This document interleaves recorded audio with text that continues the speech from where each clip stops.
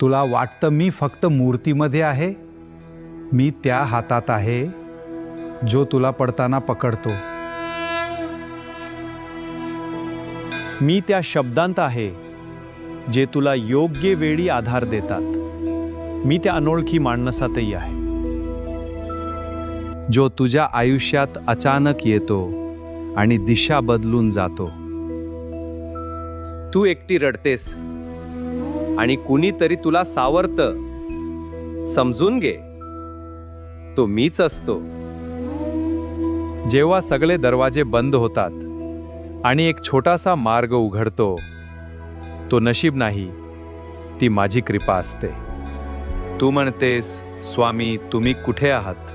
मी म्हणतो, मी तुझ्या प्रत्येक श्वासात आहे. तू फक्त विश्वास ठेव, मी रोज तुझ्यासमोर येतो.